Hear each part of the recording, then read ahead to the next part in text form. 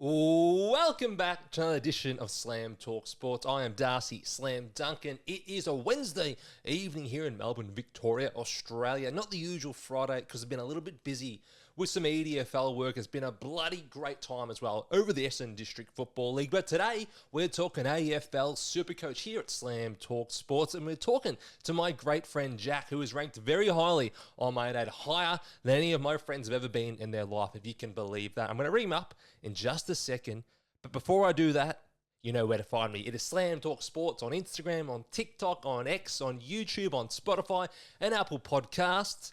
That's where you'll find me. That's where you'll find this great content here on YouTube as I talk to my great friend Jack, who is in the running for the 50 grand. I'm not joking. He can actually win it.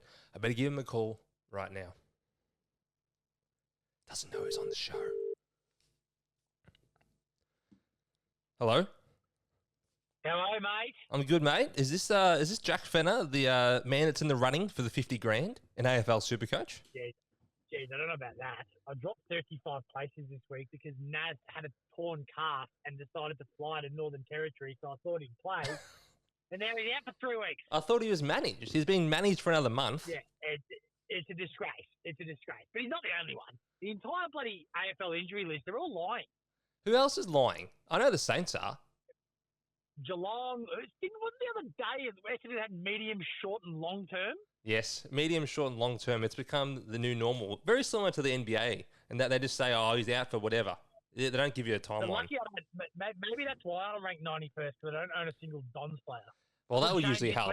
But you might need one this week, because I think the man who will be the number one defender is Archie Roberts. Before we get on to that, a last bit of forward sizzle. I love that, Jack. I'd love to know how you got to where you are, where you ranked, and who's been the big players that have helped you achieve that rank. Well, I picked LDU as an avid North fan since he got drafted, and I've had him since the years he averaged -3, or otherwise known as 37. I was on that year as well, thank you, with yourself. Yeah, that was my advice. So I've stuck fat. I thought we'd bounce back this year, and we have. So having a couple of North boys against probably everyone else is probably a good thing. He's averaging, 115, I think, give or take, and that includes, I think it was a 70 in there when we got belted by July. Average 114. Yeah, there you go. So I've got him. I own Josh Worrell to start. Now, he's gone downhill, but as a pod and as a medium pricer, he's been pretty good for me. The one that's massive and on your advice and that you convinced me to get in after round 1 or 2 was Max Hove. I reckon he's been the one that separated the boys from men. If you've owned, you've just reaped score after score after score, and he's going to qualify, I think, for defensive status next week if he keeps it up. So that's a tick. Having the big X, he's helped. Well, I was going to mention the big X. You started with him, didn't you? Yeah, I started with him. I had the captaincy on him until about 30 seconds before round 1. Round 1. Against Port. And then I pivoted to Butters thinking that Butters would terrorise us, not knowing that Finno Sullivan has become prime Ryan Crowley. And Matt DeBoer. I took it off, and it's cost me probably 200 points, and that's the difference for me at the moment between 10th and 91st. So, mate, it's been good. Some of the things that have got me here was I haven't been afraid to pull the trigger early. So, for example, like I traded Will Dersner last week, even though he had a break-even of 60. And I'll probably sacrifice that 15 grand of an increase before trading him out. I've traded him out a week early if I think they've bottomed out. And I got in Hugh McCluggage, and I've done previous trades before, and I'm just trying to think where I've gone a week early on the cash and sacrifice that cash if I think that player that I'm bringing in is going to have a really big week ahead of schedule. So that's something for me that I really focused on. Like Gawn, I traded Cherry for Gawn. I picked in Gawn, and I haven't been afraid to make a move. I brought in Luke Ryan last week, which is a disaster. You got tricked by Luke Ryan, did you? Pardon? Did you get tricked by Luke Ryan, or do you still stand by the pick? I stand by the pick. I do stand by the pick. They're not playing the uncontested ball, but the fact that he still scored 38 points in about 90 seconds showcases he has got the ability to do it. I just don't think he's going to line up on anyone that's as dangerous as Jack Gunston again. And God knows what JL was thinking, putting an unfit Luke Ryan who doesn't defend on the best of days for the most informed forward in the comp. Nearly cost him the game.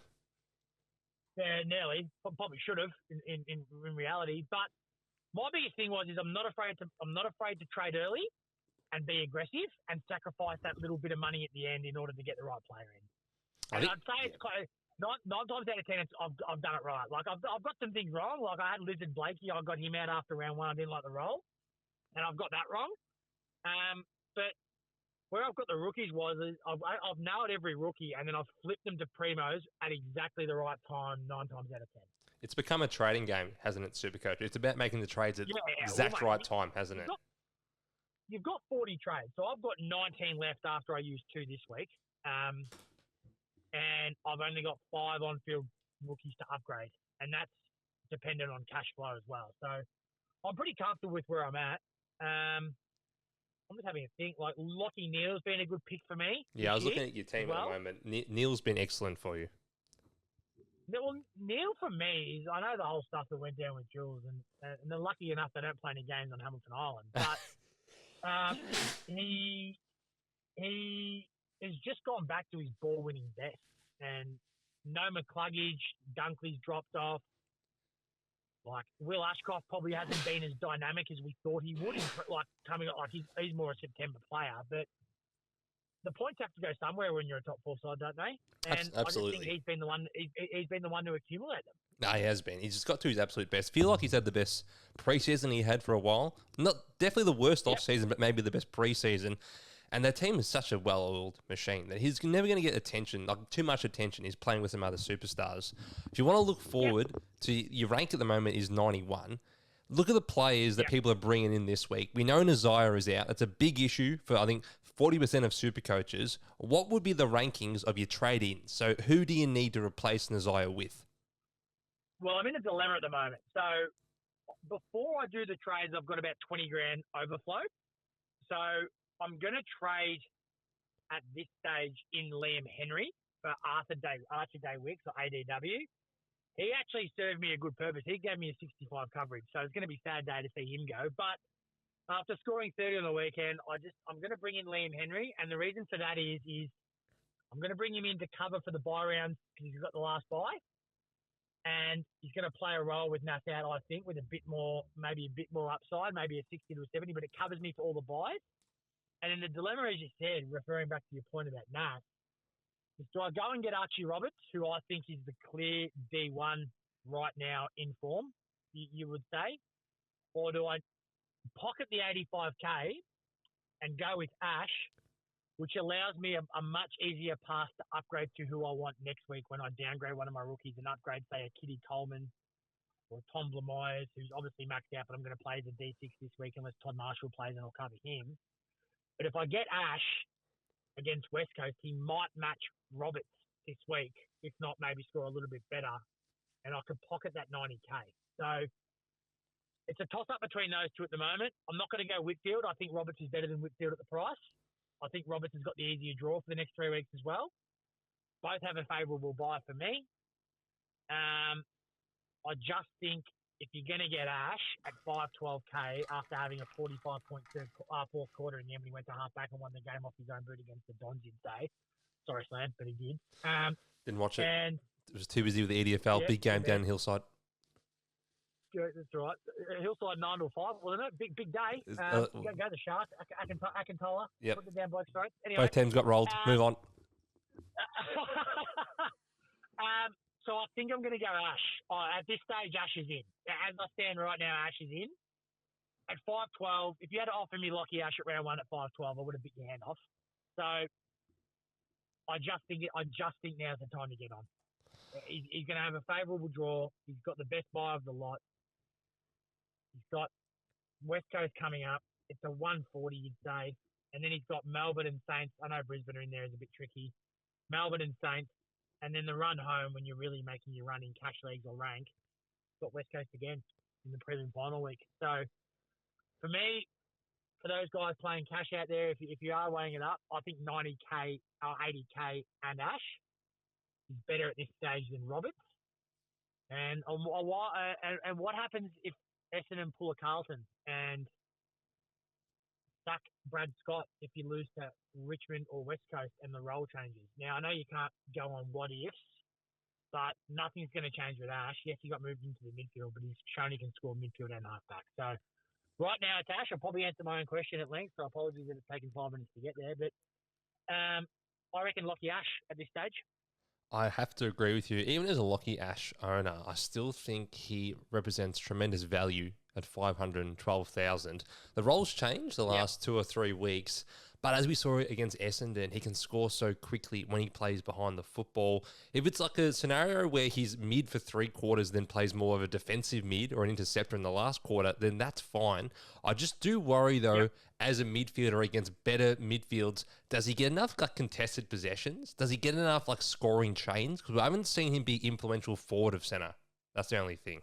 Well, that's the key this year. Like, we identified that after round 1 or 2, where guys weren't scoring well despite having 25 and 20 effective. It was all around the contested. Ash as well was getting 105 from 35 touches off a half-back flank. Yeah, I agree. I just think the manner, and I watched it firsthand at Tommy Fenner's house, my brother, when we refused to put a tag on him in the first half. He's so dynamic off half-back that GWS propel all their attacking from, but they concede inside 50s in the hope that they can rebound, but he's got to play there first. So I think he's the pick. I think he's got the ability to go up a year for the second half of the year. I know Kingsley's on record saying he's going to be there for a little while, but if he's going to be there for a little while and the game was there to be won on Sunday or Saturday night, whenever they played, why did he move him back? That's the question. Why did he move him back when the game was on the line if you're telling us that he's going to be there for a little while yet? So it'll be one to watch, but I think he's just got the ability to score very quickly, very heavily, and he's got a very favourable matchup this week. Yeah, he does have a great matchup. I did consider Jack Sinclair. I faded him all year. I'm going to continue to fade him. I think you'll get a bit more attention now Nasiah's out. You're not going to tag Sam Flanders. Let's be realistic. Come on. Parker, as a North fan, I love, but he has shown the ability that if he does need to go into a more of a defensive role for whatever reason, or at that age, I wouldn't be picking. Dane Zorko is one, underpriced, but let's be real, 37 years old, Brisbane are going to come top 4. You think the back end, they're going to rest him for 1 or 2 weeks into a 3-peat. Already had a calf injury as well. Yeah, carrying a calf. Whitfield is a star, but I think at the price you'd be picking Roberts over Whitfield. But then again, if I'm picking Ash on the hope that he goes back to halfback, so that nullifies Whitfield, so that might be a bit biased there. And then you got your pick of the rest. Wayne Milera has been a fantastic pick, but for some reason in my head, I still think he's a trap. I don't know why. Maybe it's because I refuse to admit I got it wrong. Only in 4% of sides, 4.8% of sides, averaging 103.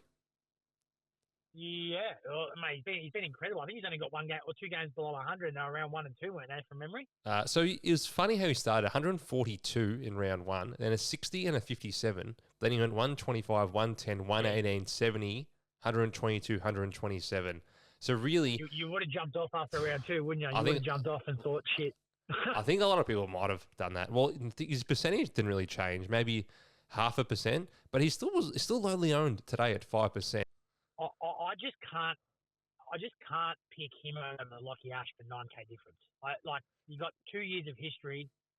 You've got like the blueprint again, and I'm repeating myself a bit here, but the blueprint to GWS's attack is their defence, their halfback, and their change, and that's what Lockie Ash is renowned for.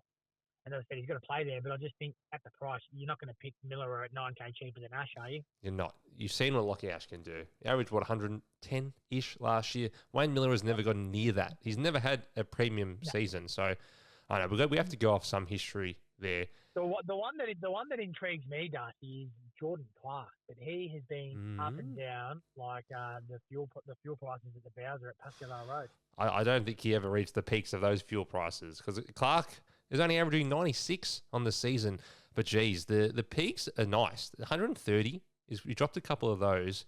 But geez, last 3 weeks, 78, 85, 72. How do you go there? Yeah, you can't. You're going there off the boom or bust. A lot of the top 10 that I'm trying to improve on, actually, a few of them have him. So that I'm very lucky in that regard. So I'm not going to pick, even if I think he's going to go off, because I have to fade against those if I am going to try and climb the ranks. Now it's obviously a 1 in a million shot, but you've just got to fade those that they have, and hopefully your picks hit. So Essendon and St Kilda, he's next to. who bleed to halfbacks. Let's be realistic. Saints definitely. Halfbacks is a gold mine. Is a gold mine. Well, there's one player I want to speak to you about that I was considering bringing in. We haven't mentioned, and it's Bailey Dale. And I'm considering it because you mentioned him 2 weeks ago to me, and we've seen him drop 2 120s since then. Is it too late to get on Bailey Dale? It's not. I just can't afford to have 7 premiums on that buy. So that's the reason why I'm not getting him. I reckon I would get him, and I'm glad you brought it up because I was waiting for you to bring it up. 2 weeks ago, I did say to you in a message that he's a lock with this new role. Not new role, sorry, with this new scoring potential unlocked as a result of key players for the Dogs going down. And he's gone bang, bang. For me, it's just I can't get him on the buy. But if you have the ability to cover that buy, I think he's a top 6er moving forward. Well, he's just gone 140. Yeah, potentially better than him. Yeah. I would say he's definitely better than Luke Ryan. Yeah, I would have got him last week. It was between him and Ryan last week, but I tried to get a bit clever and too smart for my own good. But I can't have 7 off on my buy. For me, playing for rank, that's why I don't own him. But I think he's fantastic, and he's never been shy of winning ball, has he? No, he hasn't. He still hasn't forgiven Williams for burning him on 49 touches. Well, how many was it? 49? Yeah, 48 he had against Essendon? He was going for 50. Now, it was 49, and he was going for 50. And that was right. Bailey Williams or whoever it looked inboard and burnt him. Yeah.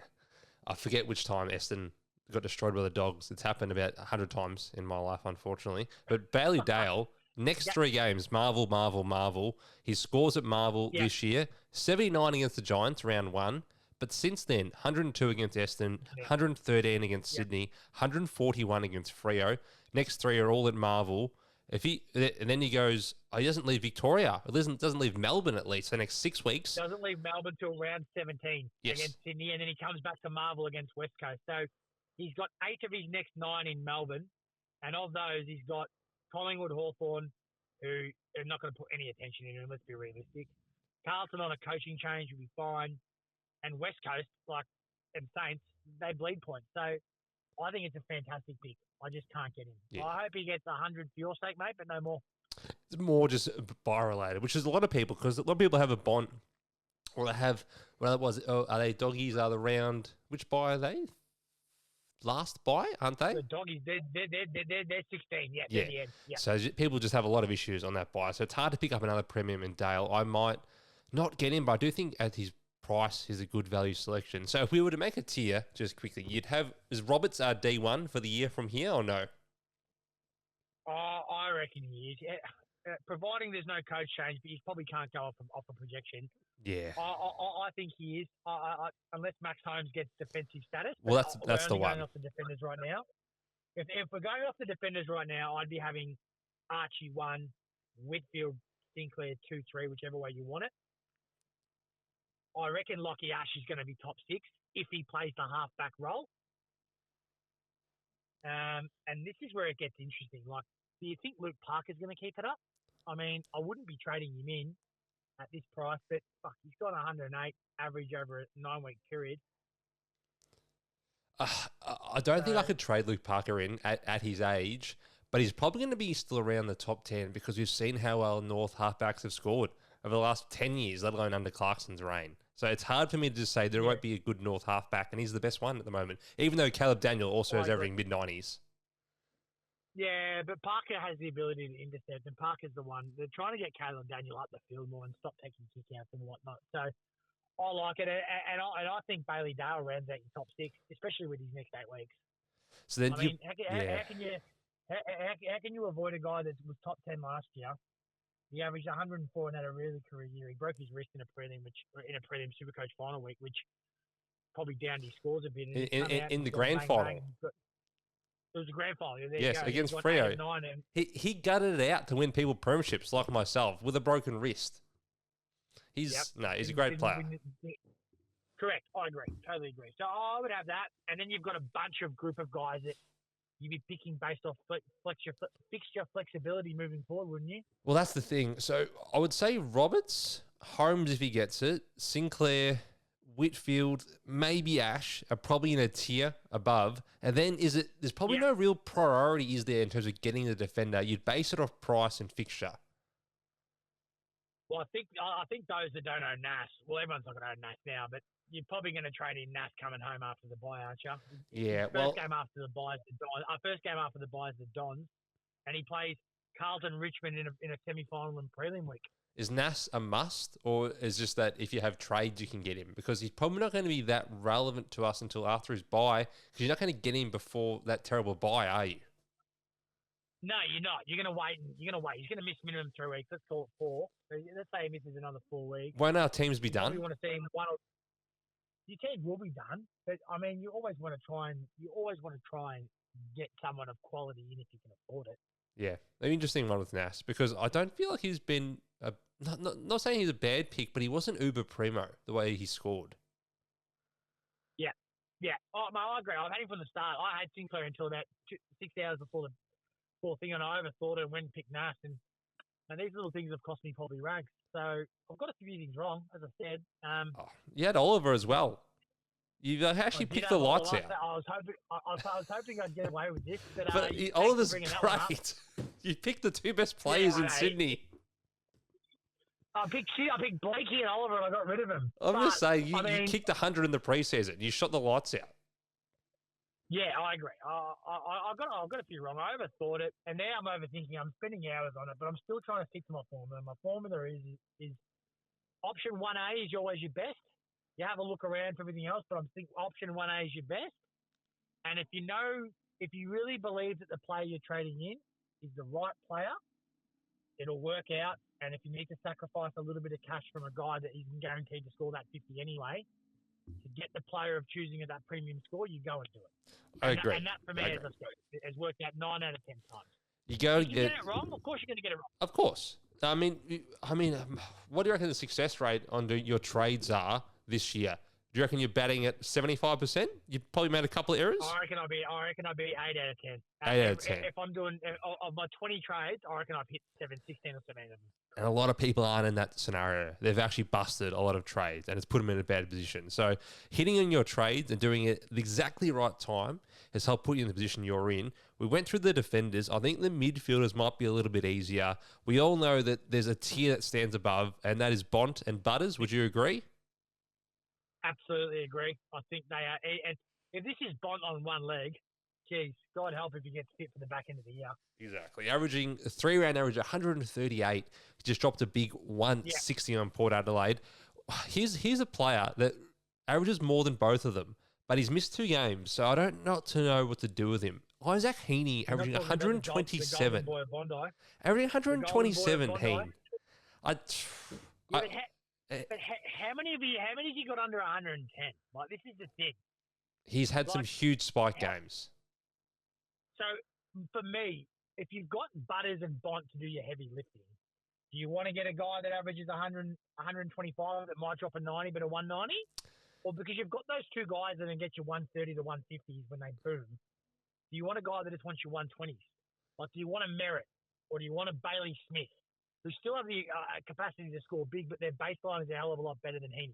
I would say if you're playing for rank, it's probably not the best option, obviously, because of the boom or bust nature. If you're playing for leagues, probably doesn't matter that much, and you can try and attack the big spots if you think they're advantageous in the finals.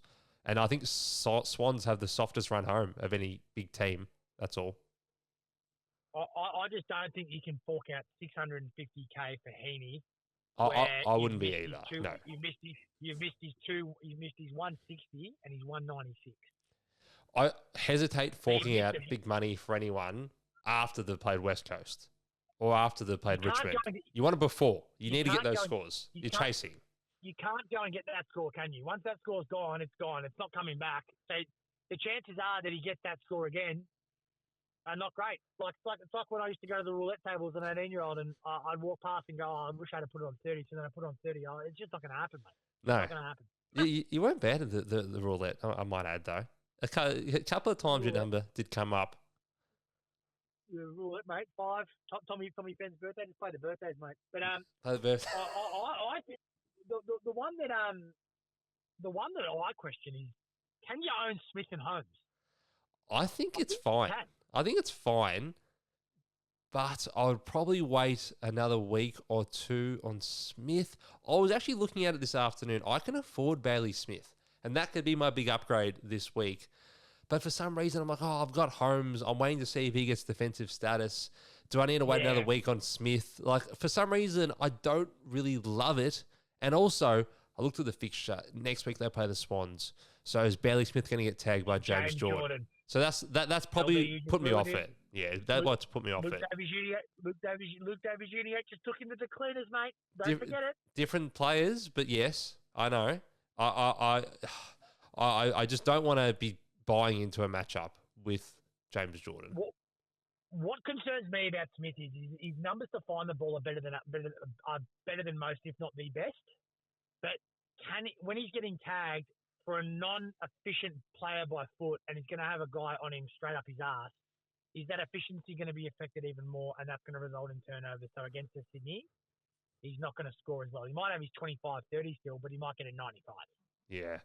That's the concern for me. Whereas LDU, because he's more of a stoppage burst away player, he can maybe put a little bit of a gap on it. I don't know. I know that sounds ridiculous. Smith is a way better player than LDU. Don't get me wrong. I just think if he's going to have a defensive tag on him for a non-efficient player already, maybe those ineffective kicks might actually result in more turnovers and that's less points. Just for the James Jordan tag. I'm looking, for the James Jordan tag for sure. I'm looking at the matchups after that. They're pretty soft. They're pretty good. It's Adelaide. It's the Gold Coast Suns. Yep. It's Freo. It's Brisbane again. Yep. But then on the way home, Saints, D's, Pies, Bombers, potential tag against North, and then Richmond in Geelong. Well, Richmond in Geelong, is he going to play? He has to play, sure. Is he going to be playing for a Brownlow, isn't he? Yeah. He'll be headhunting 40 touches. Unless he goes to the Albion Hotel. Yeah, unless he's doing some more business after hours, unfortunately. Bad linker. That might cost him. He's having a great season, though. It might cost him. The numbers are very good. He totally is. The one that no one has got, and who's been an absolute superstar for 10 years, and you know who I'm going with this. Zach Merritt. Is the bloke that's going to look good in a Hawthorn jumper in 2027, and that's Merritt. He's been very selfish, 115 average. Very selfish the way he went about it. Are you reading off the Brisbane whiteboard, are you? Even the way he drinks his Gatorade is selfish, according to Kane Corns. Yeah. Merritt's had a good year. He has. He hasn't set it alight in the last 3 weeks, so maybe he could get him a little bit cheaper. But Richmond West Coast in the next 2 weeks is tasty. Could be 140s. Mate, he's 570. He doesn't miss a game of footy. No, he doesn't. He's in a way a selfish footballer where he knows about his stats. And the thing for Merritt is he's got a favourable bye for most. Does Essendon have a nice bye? They're not one of the round 16 bye teams. They are around 15 bye. Fremantle, Richmond, West Coast, Carlton, Melbourne, North. He did get tagged by North, but the rest of the matchup do seem pretty good for him. Look, I'm not going to pick Merritt for reasons besides football, but he's not a bad pick. And I never let that get in the way of my super coach, but I don't think he's a must-have, but he has a nice buy. I just think he's an alternative pick for a 110 plus average on a nice buy. For people looking to get a little bit creative, he's in 14% of sides having a look at it, so he's in 7 or 8. Yeah. If my maths are correct. Thank you, Ms. Karasavides from Year 8 Mathematics. Anyway. Figure that one out. It's a different pick for a guy that's ranked 7 or 8 on average. I don't mind it. If you're looking at just midfielders, he's the 6th ranked mid. So right now, he is in the perfect team. He's in your top 8. And I don't know who's actually going to overtake him. Dacos, obviously, he will, most likely. So he's around the top 10 Merritt. So I actually don't mind that shout at all. I'm looking at some players that are a little bit cheaper. Do you think Ed Richards would be a good buy? Again, he's got the same buy. He's got the Dogs buy, which is a bad buy. I love Eddie Richards. He's a fellow ginger myself. He's doing us proud. Can't see that. It's audio only, Jack. I just think that I think there's better buys. Okay. I think Jordan Dawson is a better buy. Yeah. I think Jordan Dawson is a better buy moving forward. Jordan Now, obviously, Dawson, another he's gone through option. a lot of tough things, but Crows haven't set the world on fire, and I just think he's going to come home like a freight train. And he does, mate. He's got the capacity of the 150 in his arsenal. Well, I'll look at the way he came home last year. I'm trying to find, because I had him in my team last year, and he was You brought fine. him in, didn't you? You brought him in about around 17 or 18, didn't you, for the final 5 weeks? Got him in for around 21 for our finals. 149 on the Hawks, 146 on the West Coast Eagles, 96 on the Pies, 105 against North.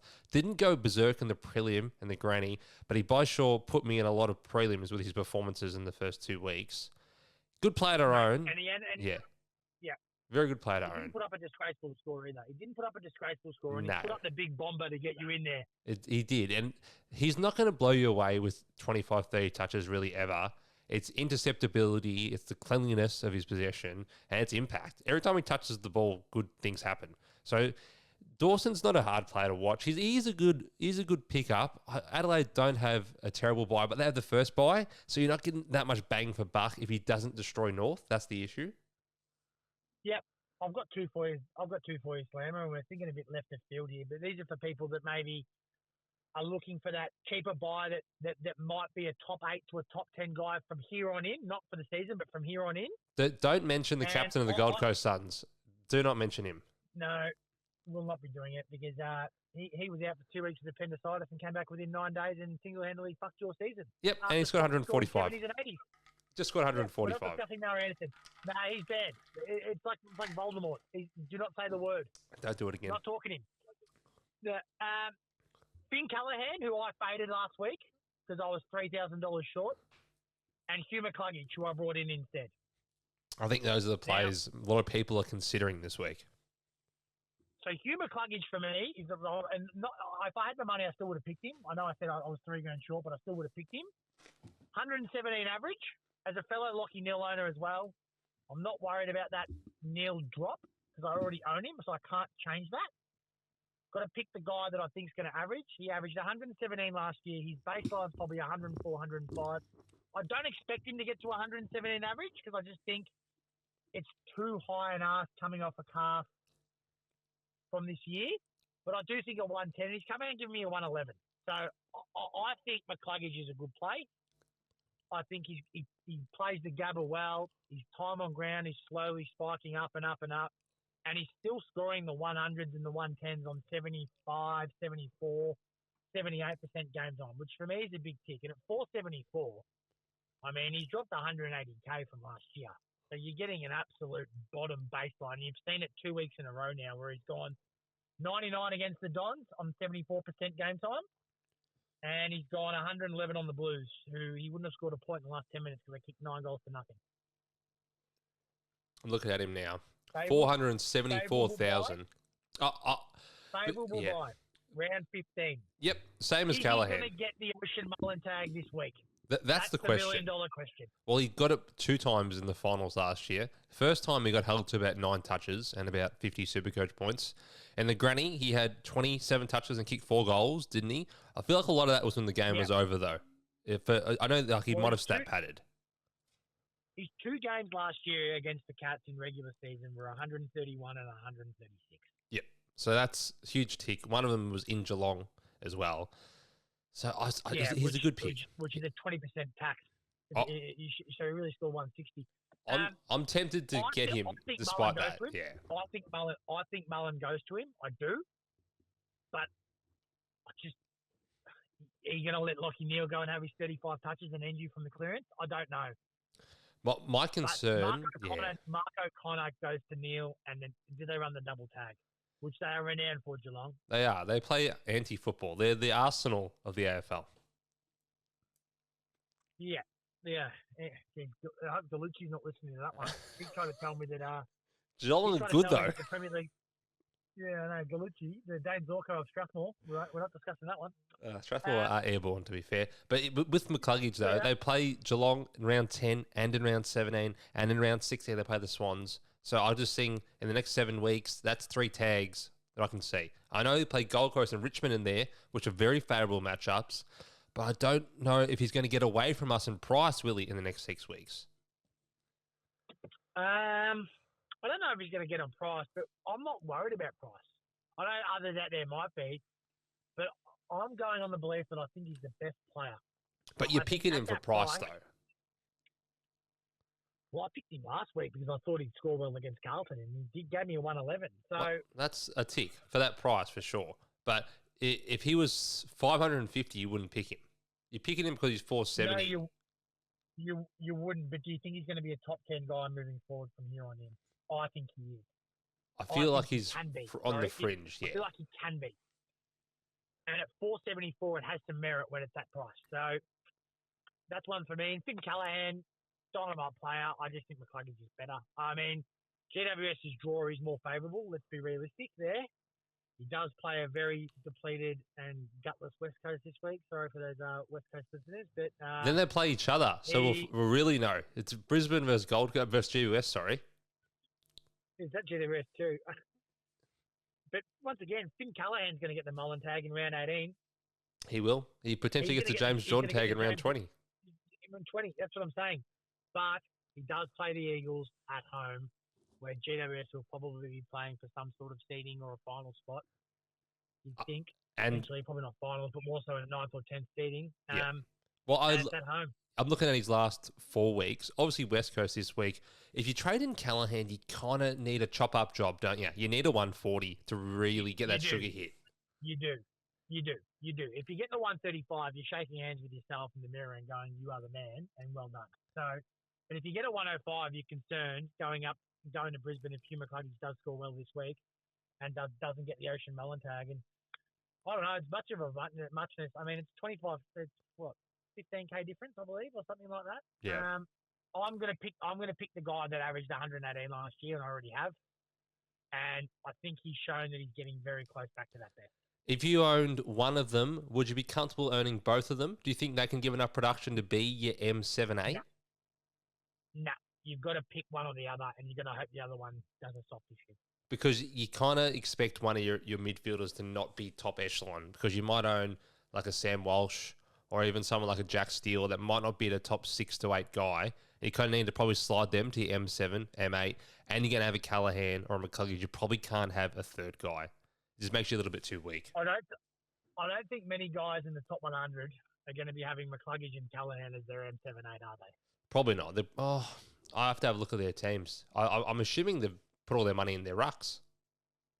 Yeah, well, I've got the 3-headed monster. I've got Grundy, Gawn, and Cherry. Well, we can move on to the ruck. Do you think that the top 3, which currently sits in the rucks with Sherry, averaging 138, Gawn averaging 127, and Luke Jackson averaging 130, will change? I think if you have 3 of the 4, you're fine. Well, Grundy's averaging 128, so he's 3rd. Gawn is 4th. Jackson's 2nd. Tristan Sherry 1st. I can't see those averages changing much. I wish I got Jacko, but I didn't know that Darcy was going to get hurt, and I didn't know that the old Bo Morris fella, Max Heath, was going to roll in and roll in and start taking centre bounces and send Gawn a full forward like Mason Cox at Freo. Yeah, well, it's crazy that he's still averaging 128. He's pretty much averaging the same as Grundy with the last month playing at full forward. It shows how big his ceiling is. His ability. Yeah, he's kicking goals. He's still scoring from there.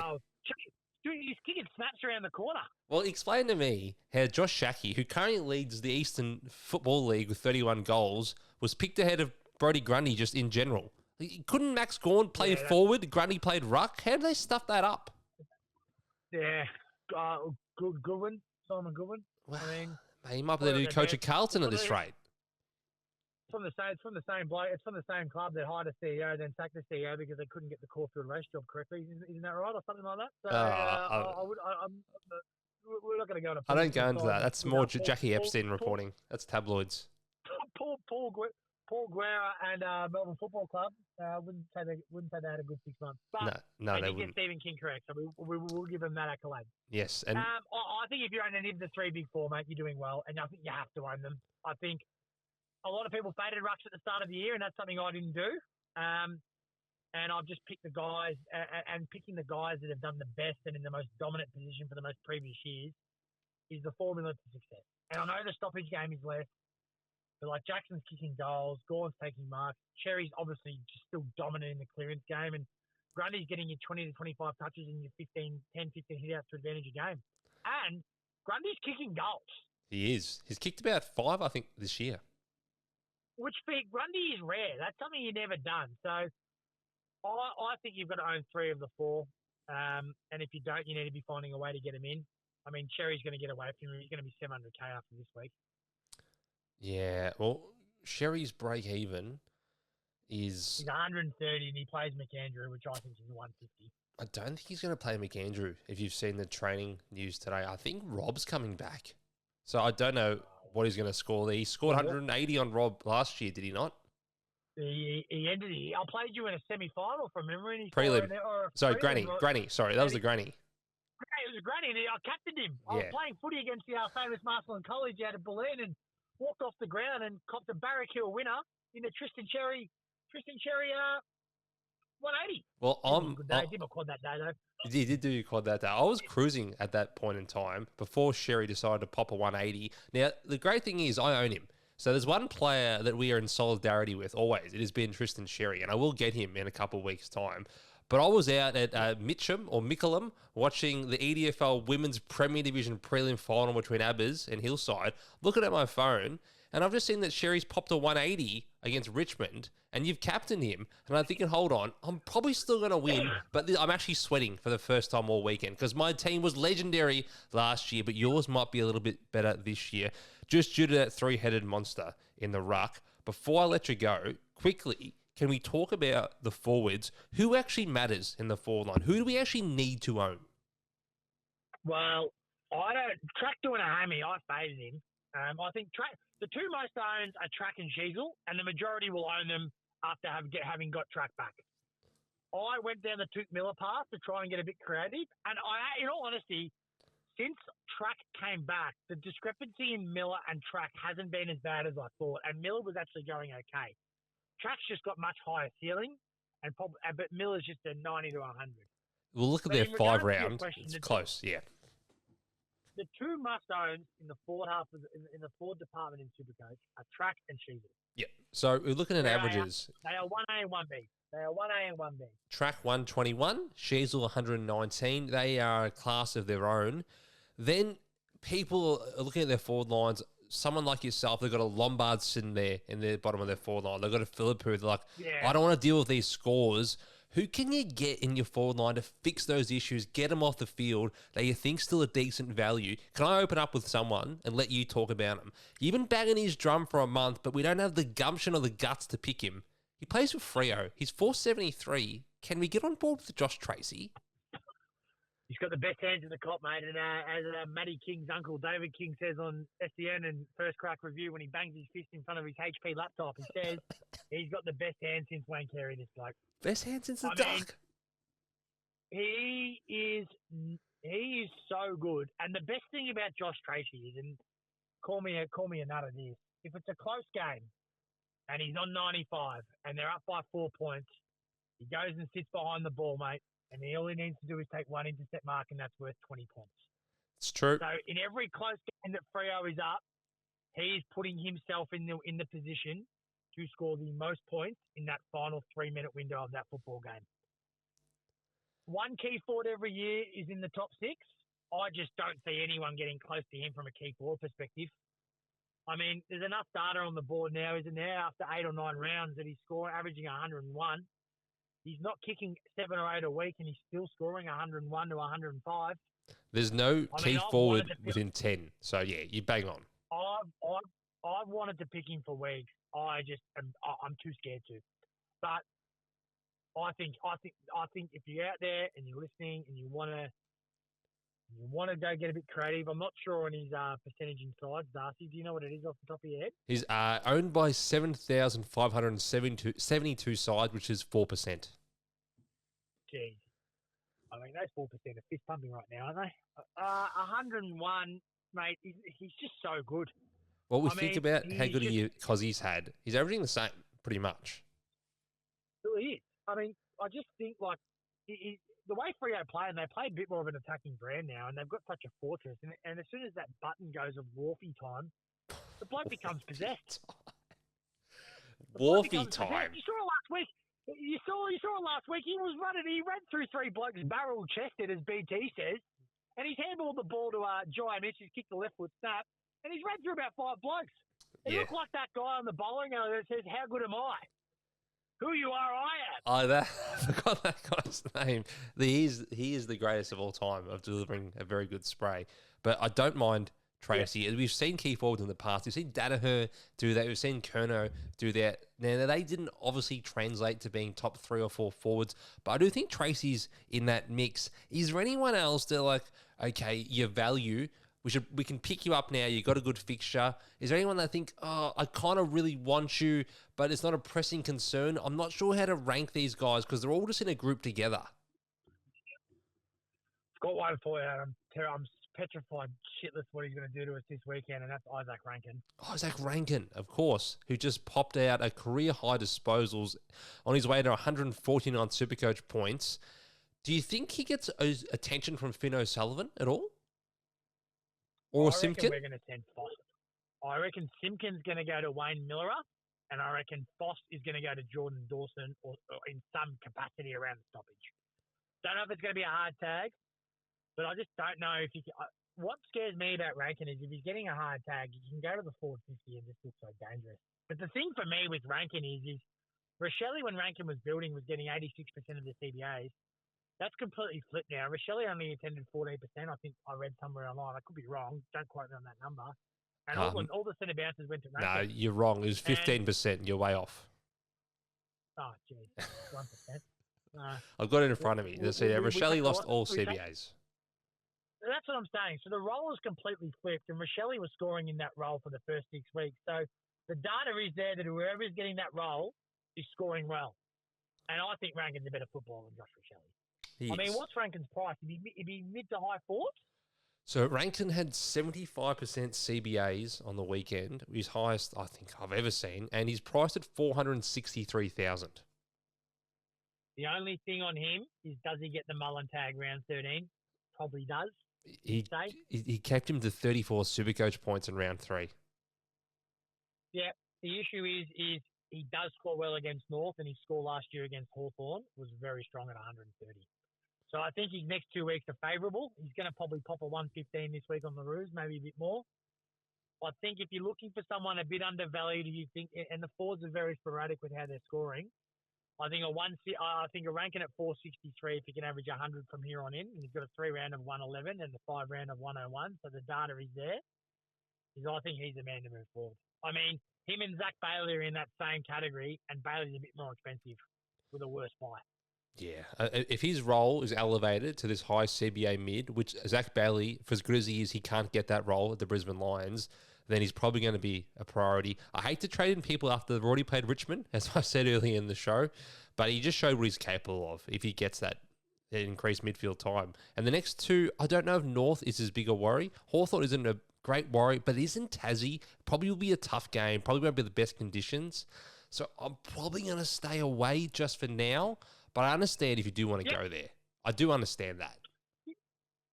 Yeah, and the last one is Shea Bolton, but he scammed me so many times, and as we all call him in the group chat, Scam Bolton. But I just don't want to pick a guy that has gone missing for me in the past. I've been burnt. The same as Tim English. I picked him at the start of this year, and Bevo told me he was coming back a week, and 6 weeks later he was still out. But I just don't want to pick guys that have burnt me. I mean, he's an option. I don't think he's better than Cozzy. I don't think he's better value than Tracy for 60K more expensive. I don't think he's better than Justin McInerney at 80K more expensive. Justin McInerney, mind you, gets absolutely rolled by champion data. I mean, he has 25 touches, a goal, and he gets 83 points. Yeah, I'm not going to complain, but he gets the rob more than anyone in SuperCoach. Yeah, he gets robbed more than anyone. He plays that inside forward mid-roll, who's involved in scoring chains, gets to the outside with his foot, with his leg, and hits blokes inside 50, and somehow that passage of play is worth -2 points. He needs to kick 3 goals. Crack 100. Work that one out, Daniel Hoyne. Thank you for champion data. Yeah. Don't worry, I'll be watching first crack. Oh yeah. He did say Malcolm Roses is the best kick in the comp, and then best value, and he's come out and kicked 7, so he might know something. But I just think Bolton is up there. He's obviously second at the moment. But I'll be fading Shea Bolton for the year. based on previous experiences and better options at better pricing for me moving forward. If you look at his scoring, 68 round one, then a 140, 130, then 3 scores sub 90, 2 sub 70 before another 2 spike scores. He's not going to outprice that. You probably always get him cheaper. And if you really convince yourself there was an inside midfield role, then you pick him up for the last 5 when he goes West Coast Dogs, D's, Crows, Blues, and think that, okay, and Port before that. You think, okay, he's in the All-Australian running. He's having one of the best years of his career, but I'm not as game enough to pick him up now after he's already had the big scores. No, I agree. He reminds me of his counterpart down back at the same club in Jordan Clark. His best is unbelievable, but he's got too many roller coaster scores of either 70 or 130. And for me, especially me now that I'm playing for rank more so than cash leagues, I am going to be staying away and going for a more consistent performer with a higher floor and maybe a touch lower ceiling. Yeah, I think with the way that Jackson's playing as well, he's become their by far most consistent SuperCoach scorer. Even we see Sarong, even though he's done it before, have these seesaw months. So I'm just not as keen to get on Freo players at the moment. Luke Ryan's different. He's going to be great. Can I mention one more to you before I go? Who is it? A forward? Surely you don't have another one up your sleeve. I don't have another one up my sleeve, but I would never pick this guy after what he did to us and leave us after a year, and that's the Hornet. Oh, I was hoping he didn't mention him. He's in my team. I know he's in your club, but what are you thinking? Have you got buyer's remorse?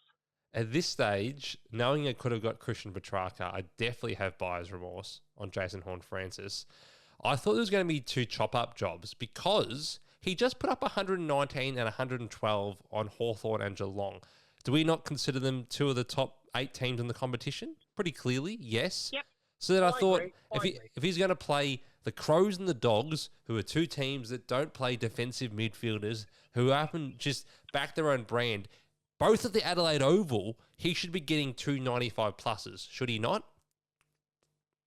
He should. He went and got 75 in the 74. Now, we've got the Gold Coast this week. Doesn't help that Josh Carr's sitting him at full form when the game's on the line for 15 minutes and then complaining why he isn't winning centre stoppage clearances. Now, is that something that's going to persist all year? This feels like a year where Port are advantaged, if that's a word. It's in their best interest to be shit. So I'm worried that this might continue. For a first-year coach, I think you're a very bold man putting your second-best player at your ball club at full forward when the game's on the line, you're getting beaten at stoppage. Even if it is for a beneficial draft pick. But especially in a showdown as well. I don't know. I think they've got that one wrong, mate. But the problem with Hornet is he hides like Matthew Samani off a Man United loss on a Monday morning for 3 days. Or a Boston Celtics one. Yeah, well, he can't be selfish and win the title halfway through the first round, and then he went missing for 3 weeks in the NBA chat. But Hornet shows up for 15 minutes and toots his own horn, and then he goes missing for 45. That's my concern with him. When you watch Hornet, I'll be fading. Yeah, with the things he does, though, they should be great for SuperCoach. It's contested possessions, it's grand ball gets, it's score involvements. It doesn't happen consistently enough throughout the whole contest. So he's only had 1 spike game for the entire year. Hasn't really had a disastrous game. I mean, round 1 against North was a disaster, but that game aside, it's like 90, 115, 70, 110. You'd like to see him just have a more advanced midfield role. Then it's an easy 98 to 100 average. But if that doesn't happen, it's a pretty big failed pick, I feel. I agree. And the guy for me, I have instead of someone like Hornet, as I mentioned before, was Tuke Miller at the same price, who's just going to get you 90 every week. I know he got a 78 a few weeks ago, but he did score 40 in the last quarter. But he's just going to get 90 every week with that 105, 110 ceiling. And I think at your F4, 5, 6, if that's where you're going with your team, I think that's probably better suited than the Jason Horne-Francis, who also is renowned for being hurt during the year. Yes, he was renowned for getting injured, pulling the plug, and having hurt feelings as well, which is just as bad as any sort of physical injury. I think that might be it. There's one player I want to mention him because a lot of people are looking at him with a different role potentially. It's Sam Durham at Essendon at 389,000. Do you think he's an option for people that don't want to spend up in their forward line and think that he could potentially average in the 90s? So, no Don's policy for me. But he is an inside mid. He's been battered pillar to post. I mean, his form over the last couple of weeks has been a lot stronger, and he is passing the eye test. I don't know if trading in a 380k forward right now is the move to do, but in saying that, I think out of everyone priced at that price, he's probably your best pick. He's so cheap that it probably won't hurt you, even if he's shit. That's my theory. And he also plays Richmond and West Coast in the next 3. Yeah. The issue is, again, and you're putting all your eggs in the basket of the next 2 weeks, but they are a very good basket to have because those two sides are a joke. Yeah. If you want to go down that path, I don't think it will really hurt you, but I also can't see him being in the top 6 to 8 forwards. So you'd be banking on him having a new role and Essendon turning it around a little bit, because those games where he scored okay, at least last week Essendon were competitive. I don't know how often that's going to happen.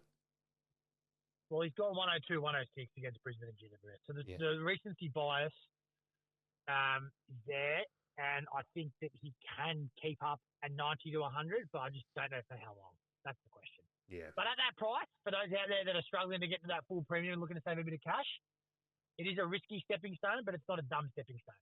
So I get it. I understand it, but I wouldn't be trading someone like Cook to Durham, even though they're the same price. You're not gaining enough from doing that, and Cook's continuing to make money. Cook right now is probably the last rookie upgrade anyone's going to move. He's just giving you 80s to 90s every week in an offensively talented side that's going to look to move the ball through the wings and the position that he plays. Yeah, Cook and Lindsay, there's probably no pressing concern to get rid of them. I think Cook's on the buy in 2 weeks' time. So you have a look at it then, but I think he's playing too well to move him on right now. I know Archie comes back probably this week. Don't know how that impacts his role at all. But I think he's just kicking the ball too well to be out of his SuperCoach team. He's such a good user. I totally agree, mate. I totally agree. Well, that will do us. That is everything wrapped up thanks to Jack, who's ranked 91st. Is that correct? 91, mate. And let's hope it's back up in the 50s this week. But we'll be all aboard Lockie Ash at this stage, and we'll be all booing Archie Roberts. Okay, finally, VCC, what are you thinking? BC for me this week with the news of Darcy Cameron going out is Grundy, and C for me is the Big X, especially now that I've just learnt that Riley O'Brien will be playing, which is an absolute delight. That's the best news you've heard all day? It's the best news I've heard all day, mate. Yes, I think it could be a big score for X when they play Adelaide on Saturday afternoon. Thanks for your time, Jack. We'll try and make this semi-regular, but you're going to have to stay in the top 100 to stay on this podcast, okay? That's the rules at the moment. I hope the Duncan curse doesn't live on to me this week, mate, and that means I drop out of the top 1,000. All part of my grand plan. Correct. I agree, mate. Thanks for your time, mate. Anytime. Oh, good. Thanks for appearing on the podcast. I'll talk to you soon, mate. See you, mate. Bye-bye. See ya.